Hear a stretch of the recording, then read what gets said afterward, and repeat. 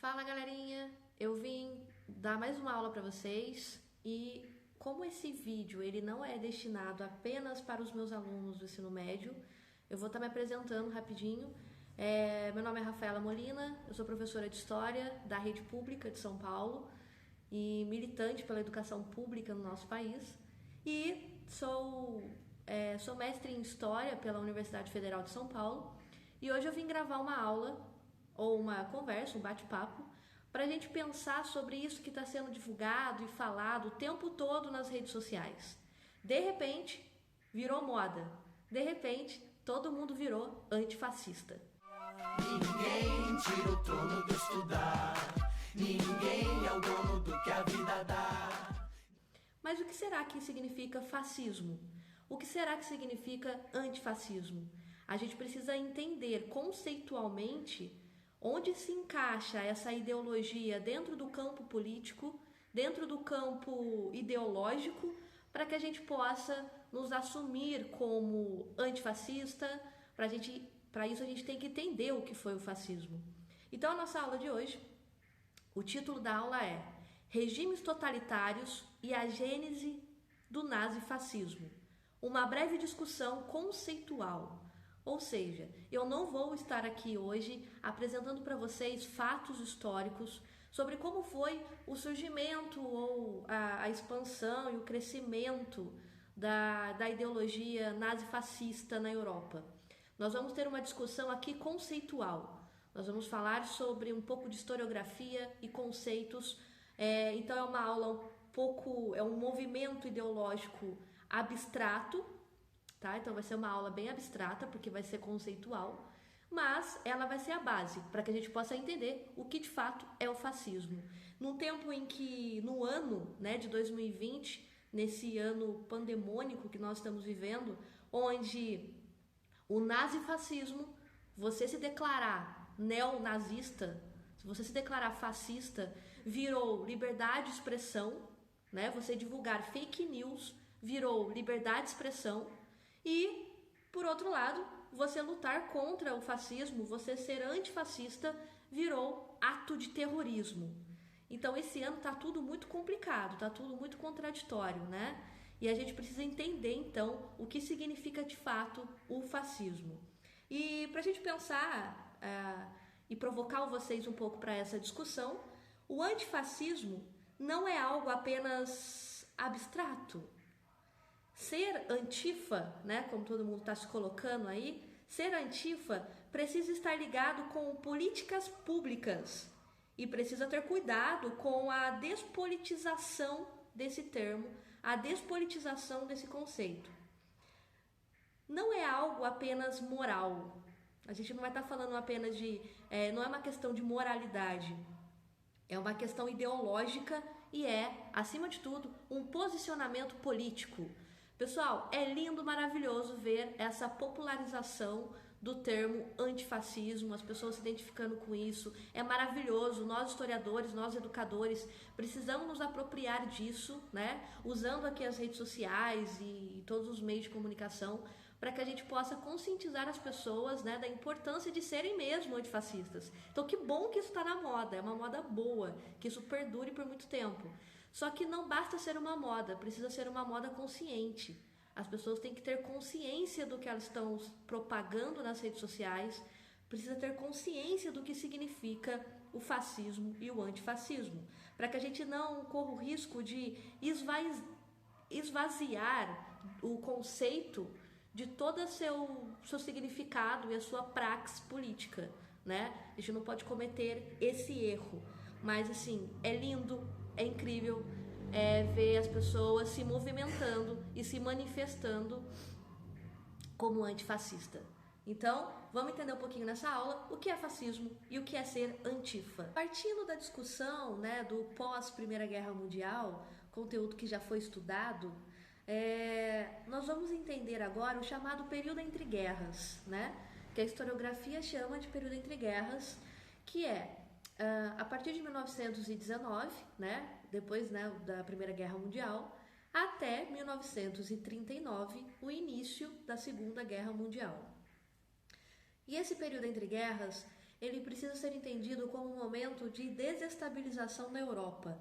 A Europa está passando por um processo de desestabilização por conta do pós-guerra e vários conflitos e crises vão estar acontecendo nesse momento, como, por exemplo, a crise econômica de 1929, né, que, apesar de iniciar nos Estados Unidos, ela vai influenciar, né, e vai quebrar a Europa também. Então, além da crise pós-guerra, que os países europeus já vão estar submetidos, eles vão ter que enfrentar em 1929 a grande quebra da Bolsa de Valores de Nova York. Então, esse momento de desestabilização da ordem pública é o que os historiadores vão dizer que vai influenciar e incentivar o crescimento e a ascensão do fascismo.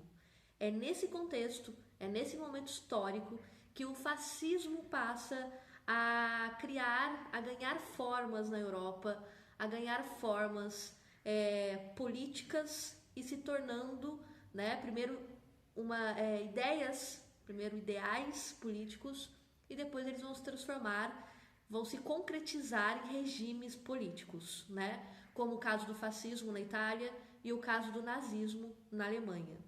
Então, para a gente entender um pouco, né, esse processo de que a desestabilização da Europa no pós-Primeira Guerra, no entre guerras, vai resultar na ascensão do fascismo, nós vamos estar utilizando como base aqui alguns autores, alguns pensadores sobre o fascismo, autores como Martin Blinkhorn, o meu inglês é horrível, o Khalil, que vai ter ideias para colaborar com nossas aulas, o Sterling Payne, Robert Paxton e o René Remond. Esses são alguns dos historiadores, né, dos pensadores sobre o fascismo na Europa e peguei como base também a aula do professor de Relações Internacionais da USP, o professor Felipe Pereira Loureiro, tá? Então, esses são os autores que estão contribuindo com essa aula, com essa discussão.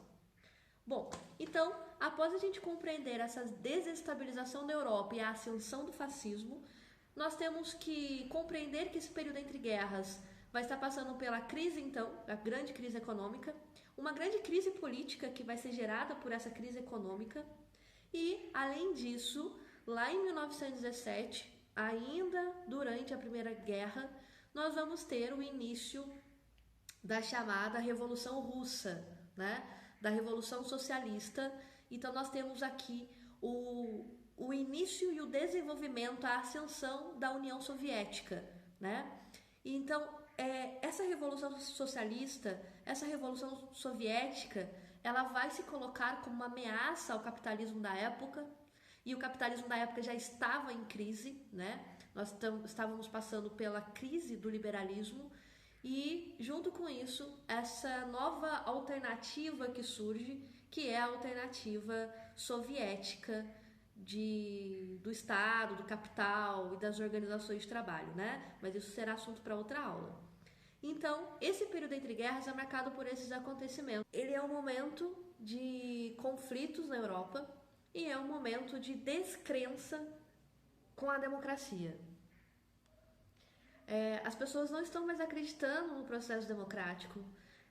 Depois da guerra, depois das crises econômicas do liberalismo, com o avanço, né, essa alavanche que vem da União Soviética rumo ao Ocidente, né, nessa política soviética do internacionalismo, né, eles tentam controlar essa alavanche, essa ameaça e tentam reorganizar a economia, tentam reorganizar a política da Europa nesse contexto, certo? Então, uma das grandes características de onde surge, qual é o palco, qual é o processo de nascimento, né? Qual é a gênese do processo fascista? Nós temos que ter algumas bases, né? Algumas bases como, por exemplo, a crise. O fascismo, ele sempre vai aparecer, ele sempre vai surgir em períodos de crise. E além desse período de crise política e de crise econômica, o fascismo surge num processo de descrença à democracia. Quando as pessoas passam a não acreditar mais no processo democrático, elas passam a apoiar processos alternativos e autoritários. Basta a gente lembrar que na Alemanha, a Alemanha foi sucateada após a Primeira Guerra, né? Especialmente após a assinatura do Tratado de Versalhes. E no momento de crise, né, de totalmente desestabilização da Alemanha, surge Hitler, um líder com o discurso de reorganizar e de salvar a nação, né? E aí esse discurso e a descrença com a democracia vai fazer com que ele ganhe seguidores e com que as pessoas apoiem os seus ideais. E é sempre isso que acontece, galera.